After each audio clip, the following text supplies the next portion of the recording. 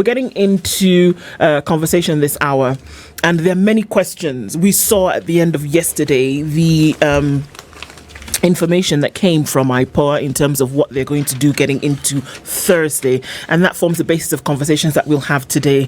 Joining us in the hot seat this morning is the founding chair of IPOA and wears many hats, but is joining us in the Situation Room this morning. Macharia and Njeru Wakili, good morning. Good morning. How are you doing? I'm very okay. Thank you so much for inviting me. And thank you for coming and gracing the hot seat with your presence today.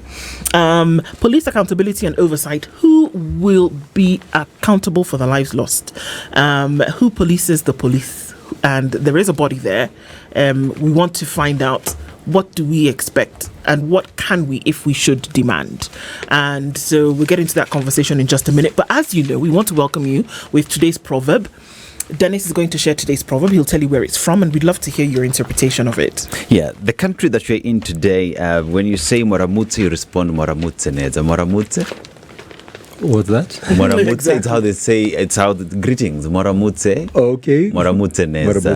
Neza. All Yes. right. And this country is also known as the home of 1,000 hills. It is considered to be one of the cleanest and green countries, not only in Africa, but the world.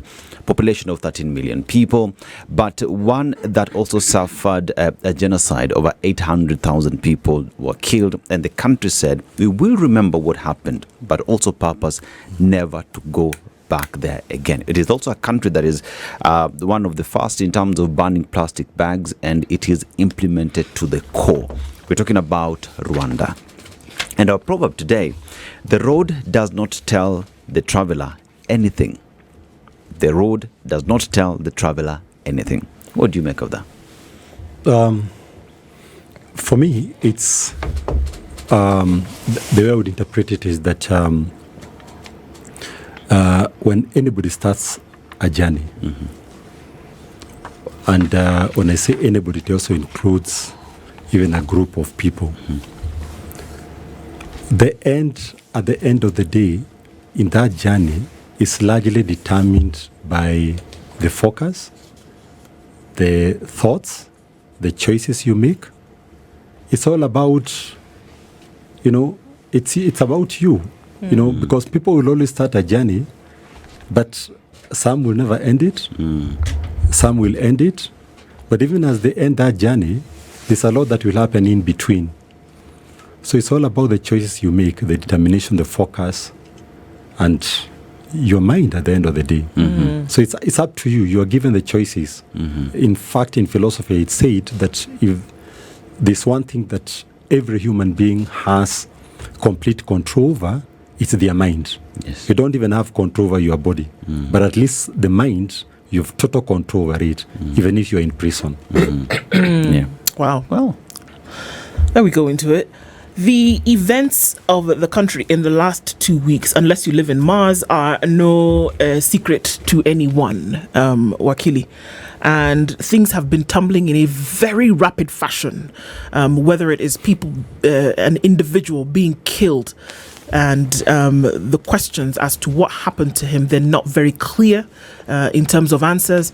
And then the responsibility that is demanded of certain independent institutions to have those questions answered, then it starts to snowball. And before you know it, there's a protest in the city, and yet another individual is injured in that manner, but many more, scores of others injured and then having to be taken to hospital. This is the picture of the country at the moment. But the question is that there are institutions that have been mandated to ensure that after the fact, because unfortunately, an organization that like IPOA deals with things that happen after the fact. We cannot preempt, we cannot presume. They have to deal with a lot of these issues, maybe while they're going on or when they have happened. But then the question becomes, why are we lagging? And just a little bit of information, the Independent Policing Oversight Authority summoned Deputy Inspector General of Police Eliud Lagat as part of an ongoing investigation into the death of Albert Ojwang, a teacher and popular social media influencer, and that is to happen today. This forms the basis for the questions and conversation that we have this morning. That as a founding chair of IPOA, and we know what the mandate ought to be. Do we expect that, or do we see things happening in the manner in which they ought to, or is the speed and alacrity that is being demanded, is it too much to ask? It's not too much to ask. Well, let me start by extending my condolences to the family of Albert Ojwang and the many others who have actually been killed. There are a lot of Gen Zs who have been killed, and many other Kenyans who don't belong to the age of Gen Zs, and others have been maimed. And it's extremely sad that we're in this situation, because we shouldn't be there in the first place. Because it is the responsibility of any sensible government to provide safety and security to all Kenyans. That's a primary obligation of a functional government. And any government that does not provide security, safety and security to its citizens has no business being in government. I always say to myself that the government that really is living in tune with the expectations of the Constitution upon being put in power must ensure the safety and security. They must ensure also they put in policy that will guarantee every Kenyan at least to have 2 square meals a day, to ensure that our kids are able to have basic and good education, because that's right, and also health. At least there are some fundamental obligations that the government should be able to have, but starting with safety and security.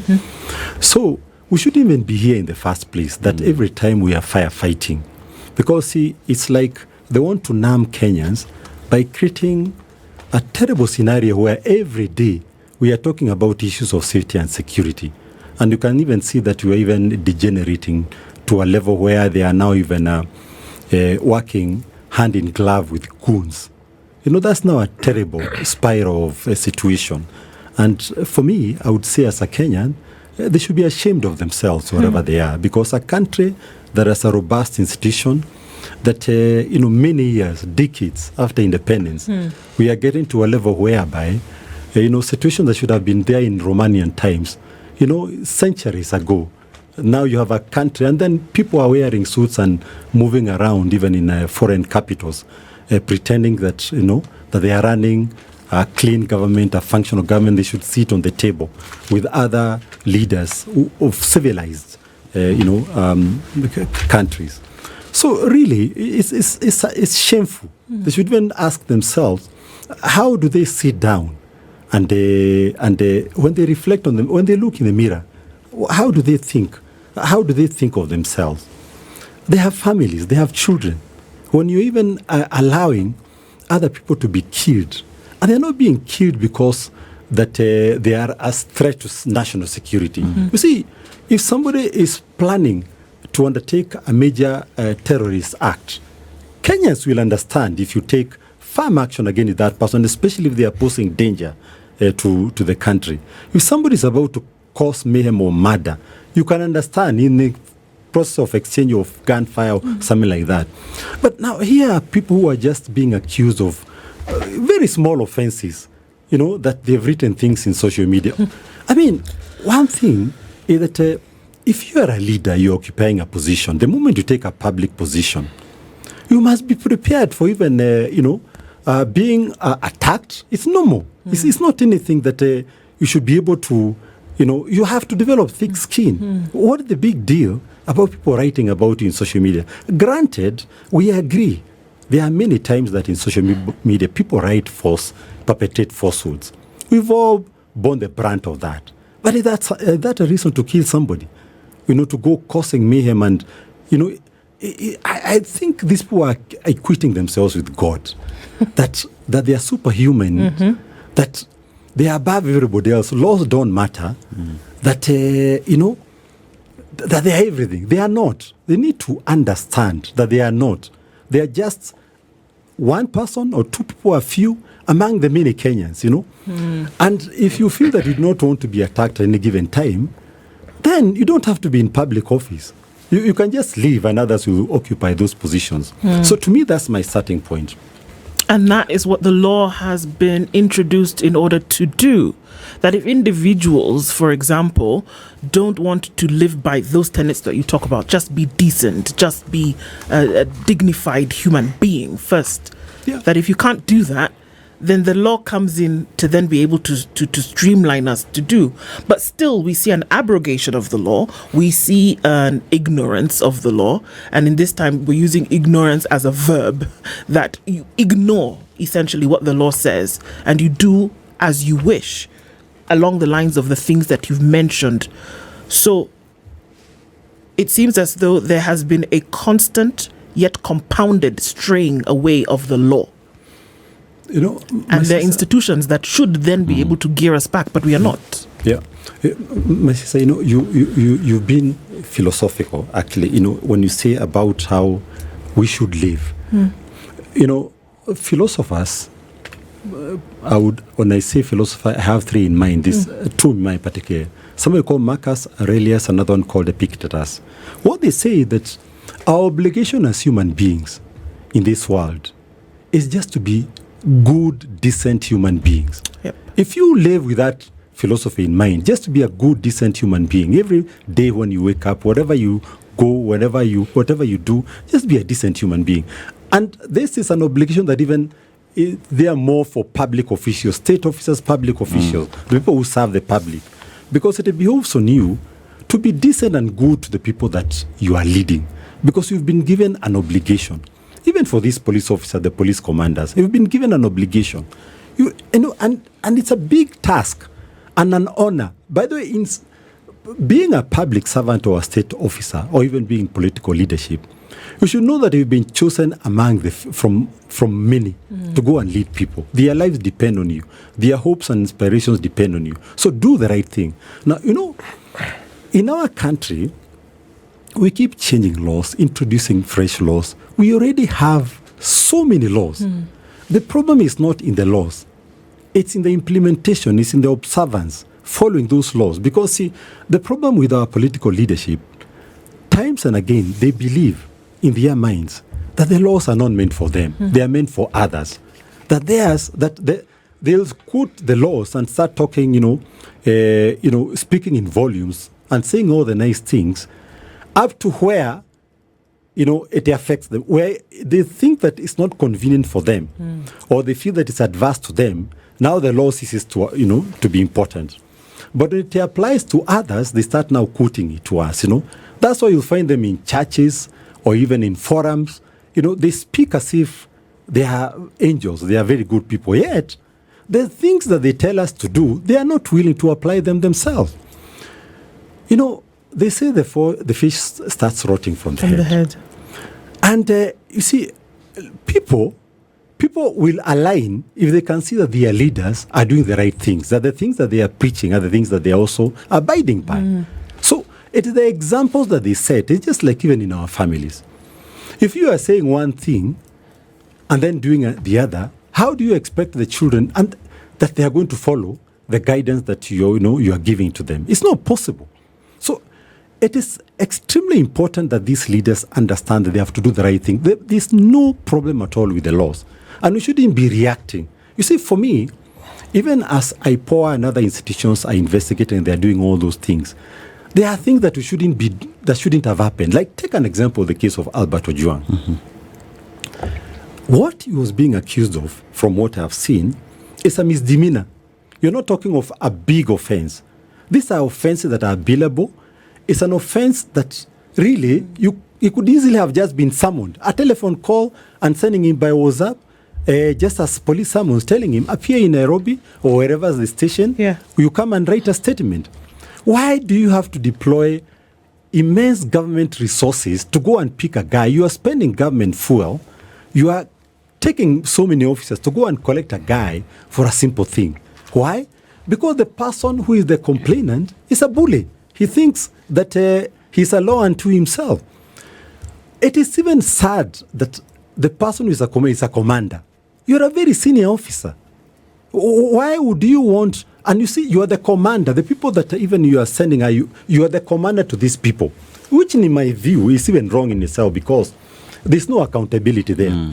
You cannot be a commander and you are complaining to yourself because you're the commander. You're using the people whom you have command and control over. Things will go wrong because these people will be excited about the whole thing. In fact, the ideal situation should have been that since you're the commander, complain to your line manager who is above you, so that things can be handled in a better manner without emotions, in a professional manner. So there is a problem there. And if you look at the pattern of how people who are being accused of engaging in social media in a way that does not make this political class and the big people happy, you will see a pattern that these people, there's no intention actually to observe due process of the law. There's a clear pattern whereby the intention is to harm them. It's like to scare people into submission. So it's like it is something that has been agreed somewhere that let us clamp down on these people as much as possible, even as we go towards 2027. My message to them is that it won't work. You are dealing with a very aware population, a population that understands their rights under the Constitution. How many people are you going to harm? How many people are you going to kill? It's not possible. It's just not possible. Then you are dealing also with a citizenry that you have completely, made sure that their lives have become so difficult. So they're angry and they're entitled to it. When you go making sure that people cannot even have a decent standard of living, the children are not going to school. Even when they go to school, it's an education that is completely, gone, the wrong direction.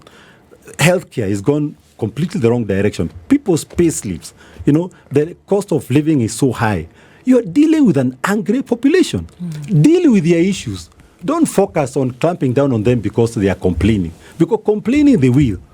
They will complain today, they will complain tomorrow, they will complain until whether the issues are dealt with or they drive you out of office. That's the reality. So don't clamp down on the people who are writing these things on social media because they're angry. All of us are angry. Even I am angry. So even I complain and everybody in this room is complaining. And there's nothing you can do about it. Every time you're in an Uber or in a taxi, the moment you sit down, even when you just want to be quiet, you find the driver is already starting to complain. Everybody is complaining in churches everywhere. So the only people who are happy are the political class because they have everything easy. So if you think that by clamping down on people that you're not resolving it. If anything, it will only get worse. So resolve the issues and don't focus on the messengers who are writing these things. Yeah. But now coming to the independent agencies, they are letting us down.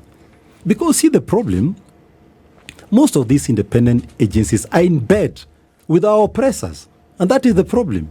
Sometimes they behave as if they are not part of this country. Does that include IPOA? It includes that IPOA. And you see the problem is that the quality of the people who have also been put.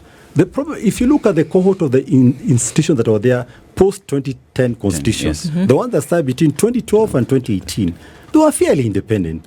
We were independent. In fact, for us, like even one who were in IPOA, in 2013, 2014, early, just after we had come to office, there was an OCS who killed a prisoner. Yes. And then what he did is that he had a prisoner framed for murder charges, a guy called Kevin Odhiambo. And actually a trial started. The trial was on the verge of where the guy would have actually been convicted and sentenced for murder. And it is not until the complaint was brought to us by IJM. And then fresh investigations were undertaken. And it was found the guy was going through the trial was actually not the guy who was responsible for the murder. It was the OCS. So an independent investigation was done and he was taken to court. He had killed somebody called Martin Kome or something, like, if I could remember correctly. And he was sentenced to death. It was the first time in the history of Kenya that a senior police officer was being tried for murder and sentenced to death. It had never happened before, And I remember that time, there was hue and cry by the police leadership, by the political leadership. IPOA stood firm. It stood firm because we knew that we had to stand on the right side of the law. So it is possible to do it. It's possible. But now, you see, one of the things that us we did in IPOA, the IPOA that we started, we made sure that the people we recruited as investigators were civilians. We were not recruiting police officers. Because we knew that the moment you do that, you can't have police officers Checking investigating themselves. their own. So what we did is that we entered into we came up with a strategic decision that we would rather have very experienced investigators of international stature. They come and train our people on job training as the investigations are starting and we are building our capacity. Yeah. We have people who are credible. So we go to FBI and we entered into an arrangement with the US government.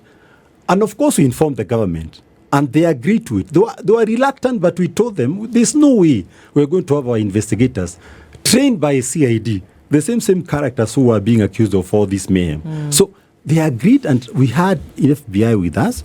We had somebody else from New Zealand, a very senior guy who had done also, independent investigations on policing oversight just like us. They trained our people. Civilians. We had civilians. One of the mistakes that the subsequent IPOAs have done is to start bringing in police officers to IPOA. And things will go wrong time and again. I'm telling them on air, things will already going wrong and they'll go wrong. We know some of the things that happen in that institution. So the way they started doing their things after we left is one of the primary reasons why we have all these problems. And to me, again, I blame the political class because what they did is that they discovered that when you have independent-minded people in institutions, it doesn't augur well for them. So for the quality of the people they started bringing in was not quality of people who are professional. And I'm clear about it because this is a problem that is facing many other independent institutions. So we'll continue having problems. The problem is not the law. The problem is not. It's about the quality of the human capital. And you see, like the other day when this issue of Albert Ojwang arose, then you have a chair of Independent Policing Oversight Authority in a press conference with police commanders. It's shameful. And there's somebody who has a legal background. How do you do that? Even what kind of an impression, what kind of an image are you creating? So in that case, the members of the public. So in that case, Macharia, should Kenyans have trust in IPOA as it's currently constituted? Well, I hope, in my view, I really hope that they're able to stand, look themselves in the mirror and make sure they do the right thing for Kenya. They have to do it. They have no choice. They have absolutely no choice. They've already let us down. I do not want to judge them now beyond that. I hope they'll do the right thing. I hope they do realize that this is not about them, it's about Kenya. It's about accountability. And you do not want a situation whereby, because you are dealing with Kenyans who are watching very closely. So even if you try to play games, they'll see through it, It's already wrong to have reached where we are in the first place. But they'll see through it. The jury is still out there. We'll see how they deal with this situation. I want to quote the CEO of IPOA, Elema Halake. This is what he said. This is regarding the Ojwang's case. We are already 12 days into this investigation. The whole question of persons of interest, which we'll deal with later, who qualifies to be a person of interest, because the DIG is yet to write a statement 12 days later. Everybody else, including family members, has. Now, to quote the CEO, when he was asked why the DIG, Eliud Lagat, has not written any statement yet, this is what he said, and I quote, "We will eventually summon Lagat, and at the moment, we are conducting our investigations in a logical sequence. So the reason we haven't started with the complainant is that certain facts are already clear. We are not saying we won't investigate the complainant. Rather, we are following a specific sequence in how we conduct the English." Hii ni kizungu mingi. The English? Elema Halake is somebody I know at a personal level because we recruited him at the time was when I was at IPOA. A very outstanding officer, and I do not question his integrity. I do not question his ability. The problem is that the way the institution works is that it is very much dependent on the commissioners themselves, because they are the ones who make the determination. The way we used to do our work at our time was that we had put a clear distinction between the management side and the board side, for us, the commissioner, we never used to interfere with the work of the management. In fact, we had a process whereby when complaints were coming in, there was a case intake committee. They are the ones now among themselves. We had put people from different departments who would verify and see this is a matter that falls within a mandate, and it's a matter that is ripe for investigation. Then it will go all the way to the investigators. Again, there will be a team of investigators. Then from there will be, an assurance system where you'd ensure that there is quality assurance. Then after that, once they are satisfied, there would now be a committee where there would be one or two commissioners now who their purpose would not be to interfere with what has been done, but to check that all the process have been followed. Then the matter is followed, sent to the ODPP. Things have since changed there because of interference by the commissioners, where they started taking over the work of the management. So, why I've given you that background is that he may have the best of the intentions and his team, but we don't know about the bosses, the commissioners themselves, the ones who are in charge, because that's where the problem starts. When they start interfering with the work of the management, even sometimes when they want to do the right thing. You see, for us, we never at any time used to tell the investigators, we hear that investigation you're doing, please stop it or slow down. Never. It never used to happen. In fact, for me as the chair, I never even used to want to know the details of as long as the process has been followed, finish it, take it to the ODPP. I have no business to come and interfere with it. I can tell you that many times some of those people who are being investigated, they would look for my number, call me, say that, we are senior police officers, there's some situation about the police who would want to meet and that kind of thing. I would tell them if it's an issue that you don't want to discuss, we are going to give you an appointment, let's meet in IPOA. They would come to IPOA, they would find me there with the team of IPOA waiting to hear. I would never meet anybody alone. If they come and start talking about investigation, I would tell them, here are the people and all that, the matter will just follow the due process. Now, that has since changed in that institution, because I know for a fact that many a times that even when they are doing the right thing, they are stopped. So why I'm telling you that is that the team that is there, remember this Elema and his team, they are answerable now to their bosses within IPOA. So the question is, will their bosses let them do the right thing? That I do not know because I don't work there. Njeru, now, when you talk about IPOA and how it's doing its job, there are various matters that you've just talked about. And we start with the police being protectors of the law and ensuring that the law is maintained and that order is there. That is their role. But then again, there is IPOA that is in there to ensure that there are excesses that are checked, hence the entry of IPOA to ensure that the police is oversighted. Then we get to the influence of the political class and how you hear statements being made right now that we will summon IPOA because they have summoned DIG because DIG apparently who is linked to Albert Ojwang's death has done a good job for them before, therefore they will summon IPOA. And the need for Kenyans to see that there is movement within investigation of police officers, because then again Kenyans are saying in 2025 nothing much happened, 2024 nothing much happened, no investigations are taking place, and it seems as though police have been emboldened and are asking Kenyans that tukiwaua mtadu. What does that do to police officers knowing that they can do anything and they will walk scot-free? Politicians are who they are. They are never consistent on anything, so they can do their thing. For me, I would even, if looking at it from the perspective of any independent institution, we shouldn't even bother so much about what a politician says, because they'll say things. Even when we were there in IPOA, they were still saying things. And I want to go by clear examples, because the way to give a narrative is when you tell a real story. So I'll still go back to a real story of IPOA during our time to just answer your question.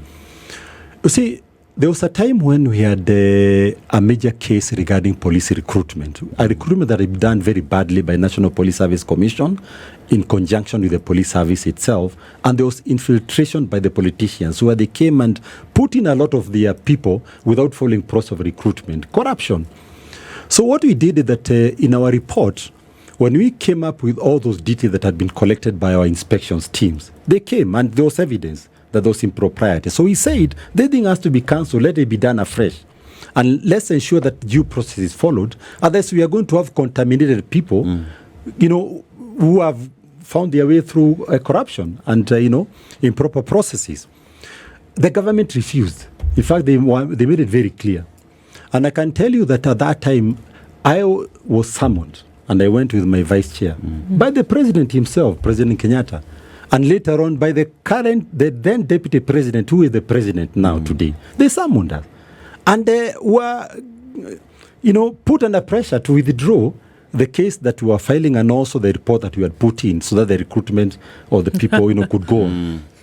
We refused. We said, no, we are not going to do it. We've written a report. It is credible. And let this thing just be repeated. They refused, so the matter went to court. It went all the way up to the Court of Appeal. And the Court of Appeal agreed that this recruitment was bad. It has to be repeated. So there was pressure, not even from these small politicians, by the head of state himself and his deputy, who is now the president. So we didn't budge. So to me, if you're doing the right thing, it doesn't matter where the pressure comes from. It behoves on you now as the institution to just do the right thing. You'll even be insulted. We were insulted. It was not a big deal to us. We were insulted in social media. There was, these bloggers, the government bloggers, they were all over us. They did all those things. It did not move us an inch. That is one example I'll give you. The second example I'll give you is of a police officer again who had killed two brothers in Githurai. He killed two brothers in broad daylight. But this time round, when investigations were done by our team and then the file was forwarded to ODPP, it was found that this guy was culpable and he needed to be to be taken to court for the killing of those two brothers. This time it was the public that was on the side of the police officer, because the Githurai residents were of the view that the guy was helping them to clamp down on thugs. That's what they were saying. So the politicians, again led by the then senator, Sonko was the senator at that time, and the local MP, all of them came, and then a group of people, they went all the way to ODPP, then to IPOA. And they were demonstrating and saying that this guy must be released. Then pressure again started from the Inspector General, the leadership, even the political leadership, all of them. The public blocked the roads in Githurai. In fact, for 2 days, no cars were moving from the other side to Nairobi and vice versa. As IPOA, we said, we will not be working under pressure. As long as we are clear that this due process, anybody who wants to support this police officer, fundraise to get him the lawyers. He'll have his day in court. We are not the ones who are going to decide the matter. The matter went to court and he was sentenced to 15 years imprisonment. So why am I giving those two examples? To show that pressure should not matter from wherever it comes from. What should matter? Just do your work and do it correctly. Don't be somebody who will do things to harm somebody because you are doing bidding for somebody. Just follow the law, facts, and evidence. Then you'll be vindicated, and then somebody will have their day. Because, you see, the beauty of the cases that are investigated by independent agencies, it doesn't end with them. At the end of the day, it's the court to determine. So, as long as you follow due process, just do it. Then once you are done with your, just leave. Somebody else, to take up from there. So I wouldn't be worried by politicians. Just ask Dennis. Yeah. So with regard to the investigations being done by IPOA and they're appearing as though there is no movement, are police officers operating from a point of we've done this before, nothing has happened, so Absolutely. we can continue? I agree with you. And you see where the problem started is when IPOA itself started being in bed with the police officers. That's why I've said the moment they started recruiting police officers, that was mistake number one. The moment they started, this thing of, lovey-dovey things, like where them and police officers, now they are together. Because I started seeing that from the group now that came after us, you could see them, even when they are posting in social media, it's like they are so happy to sit in a, conference and, retreats with the police officers. It's like they've become friends. The moment you do that, you're making a mistake. There's not a single time we ever entertained a situation whereby that we are in bed with the police officers. But Macharia, we used to operate at arm's length. That's the way, and that was a mistake. Macharia, who appoints IPOA? Now, you see, it's a competitive process. But unfortunately, at the end of the day, it is the political class that will determine who are the people who will end up in that place. So if they don't want you, they will not get you there. Because remember, they have the ability to influence even that process in itself, because they have representatives even in the panel. And once the names are given to the president, he'll choose the names that he wants. The beauty of the first cohort of the independent institutions, it was soon after promulgation of our constitution. And we are fortunate, I would say we are fortunate, because at that time it was also President Kibaki. President Kibaki, as we all know, was at least respectful of processes. He didn't care much about he did not interfere with the issue of the individuals who are being put in institutions. So we are fortunate, because you'll find that people came through competitive recruitment, and they were vetted properly, and they came into the institution. They were given some bit of leeway. Problems started soon after. So if the vetting goes through the political class, then the names have to go to the president, correct? How can then IPOA ever be independent when its board is appointed by the same government it's meant to oversee? Is this a question of, we're going to fund you, but not to work? It's very clear, because you are investigating the same people that have the appointing authority. Does this make any sense? How can IPOA be independent then? You see, to me, the process of the recruitment is not the problem.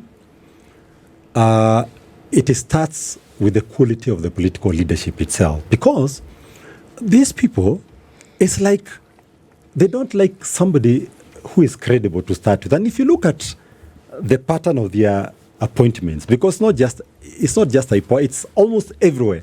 You look at their pattern of appointments, it's like, for you to be clean, that's a disqualification. They want somebody Crooked, who has that, or somebody who is incompetent, or somebody who is not equal to the task.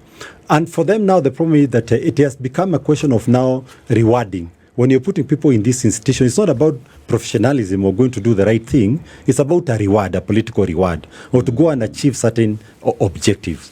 Therein lies the problem, because you see, if you have a quality of leadership that is confident of itself, that is clearly determined to have the right thing being done, in any situation, whether in a corporate environment, whether even in a county government, whether in the national government, things will go right, because then it means that you'll be more keen to ensure that ultimately the public is served in a manner that is in tandem with the constitutional obligations.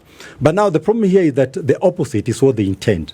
They do not want the right thing to be done, they want the wrong thing to be done.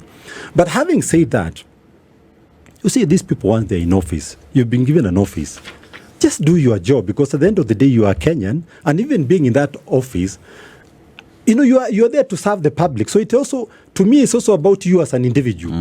In fact, a lot of times when you talk about an individual who makes a right decision, they also can't keep blaming other people. And I do not buy this narrative about the issue of the funding. Because for us, in our IPOA of those days, it's not that we're operating with a lot of money. Institutions keep asking for more and more and more money. You can't throw money into problems. That every time there is a problem, your default clause in your mind is that we need more funding. And yet when you look at the way the funding is utilized, it's not utilized in prioritizing the key areas that where you'll have impact. Management will always tell you that deploy the limited resources to high impact areas where you'll have more impact. Like for us, what we are doing, we're not going for every investigation, including where somebody's complained they've been abused by a police officer. We concentrated particularly deploying our resources where we felt somebody has been murdered, somebody has been injured, somebody has been sexually assaulted. Like I remember we did an investigation of a GSU officer who had sexually assaulted his sister-in-law. And then the police, the GSU refused to hand over that guy. Even the IG refused. We even opened a file for the IG against IG, telling him if you don't surrender this guy to us, we are going to ensure that we also charge you. That's how they surrendered the guy to us. So deploy your resources in the high impact areas. It's not about the funding. It's not about anything else. It's about you as an individual. You have a job to do. Just do it. Macharia, the current chairperson of IPOA, Ahmed Issa Hassan, has said, and I quote, in 2024 alone, the past year alone, 136 deaths have been linked to police officers. 136 linked to police officers, with an additional 59 people reported to have died in police custody. There's a case here of how many people or how many investigators IPOA has. There's the question of prosecution authority. With this kind of number, in 1 year alone, 136 deaths, and all these are linked to police officers. 59 are reported in police custody. Today, we're dealing with the question of Albert Ochieng. There are so many other in their tens, and these cases are backlogs. How effective can IPOA be when we are looking at the number of these cases? Or is it an issue where the National Police Service, when you're trying to investigate these cases, they stonewall when IPOA is doing this? What is the problem? You see, to me, the chairman needs to start by asking himself, why do you have a huge spike of those numbers? Why do you have a huge spike of those numbers? Particularly, I'm concerned about the death in police custody. Why is that happening? Because, you see, IPOA's role is not just to be reactive. Let's remember that. It's also to preempt by making sure that the issue of processes.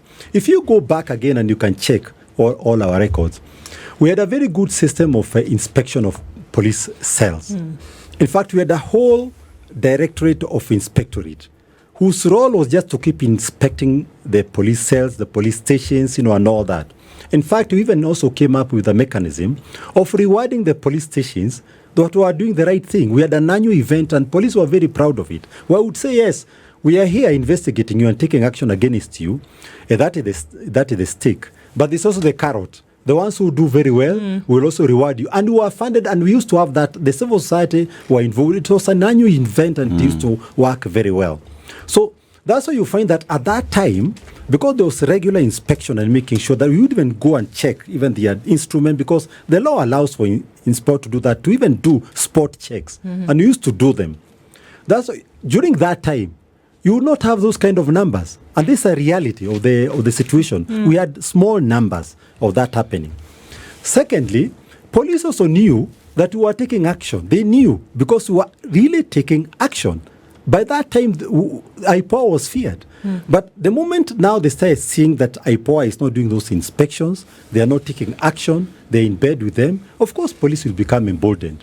They'll go back to their old self. So to me, that is where the problem starts. But secondly, it's also the nature of the political leadership that we have. These people are just brutal. And that is, one thing also, the reality is that a good police service will usually go in tandem with a good political leadership. When you have a good political leadership that is doing the right thing and all that, they'll also not want to misuse the police. The reality of our time is that the police service is now being misused by the political leadership, the highest political leadership. They're misusing these people. It's like now the responsibility of the National Police Service, which, by the way, is no longer a National Police Service. It's a police force now. It's not before the Constitution, we had the Kenya Police Force. And we changed because we wanted a National Police Service. This is not a National Police Service.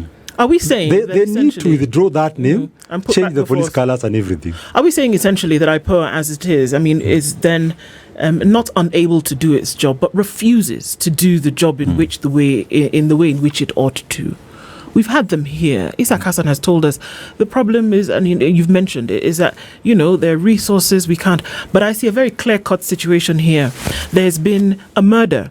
There has been an attempt on murder by police officers. That was clear. The next action should be just as clear, that there should be indictments, there should be arrests, there should be interrogations, not until the last moment. Does it have to be a situation whereby IPOA waits for the public outcry to be so loud then before something is done? And do we have a situation where today that they will then be able to act on their own with the mandate that they have been given? Is it possible, or are we stabbing in the dark? They shot themselves in the foot in the manner in which they started doing the operations. It's not just this IPOA, the one that actually came from 2019. That's where the problem started. So they shot themselves, and that was the intention of the political class. Where IPOA is where the a political class wanted it to be, unfortunately. So it is there. Let them not keep talking about the issue of resources, because, in fact, when we started, during our time, we started with the 96 million. Them now, they're even being paid they have over 1 billion. And you see, the tragedy of the situation that I find with this IPOA, the ones that followed us, and I'm not playing a blame game. It's very easy for somebody to say, this guy is saying this because he's not the one who is there. The reality is, for us, we faced serious challenges because we are building an institution from scratch. We didn't have any processes, we didn't have investigators, we didn't have anybody, even a messenger, we didn't have anybody. So we had to start from scratch. We had to spend about the first 2 years just building the institution. But even as we were building the institution, we started doing our work. The first investigation that I've given you, the first two that I've given you, we did them when we barely had investigators, and we were still able to do it and take the cases all the way for people even who are convicted. So it's not about resources. And this is something that I have to say to many independent institutions and our country generally. We have this problem every time talking about resources, asking for more money. But if you look at the way the money is spent, it's very discouraging because a lot of this money is spent on retreats, is spent on visiting other foreign capitals, it's spent on, benchmarking. A lot of money is spent, a lot of money. Everywhere you go, you talked about Rwanda, for instance. I have a brother-in-law, I have a sister-in-law who is married there. So by Rwandese, and I know Rwanda a lot because I've visited there many times. You'll hear those people even complaining about the way they have so many Kenyans coming for benchmarking from government institutions, that coming to benchmark other countries, and all that. So you hear in many foreign capitals, they say that Kenyans are always in foreign capitals. Again, benchmarking. So a lot of our resources, even when you look at even our budget that has continued rising and rising, you see that we are wasting a lot of money, and a lot of waste also comes from these independent institutions.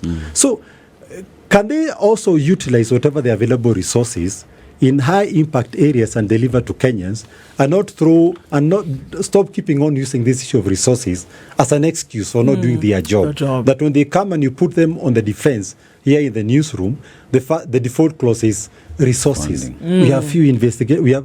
During our time, we had the number was much less. We are still doing our work. So can you at least show even these cases, show even with the limited resources, this is what we are doing with it. Indeed. Yeah.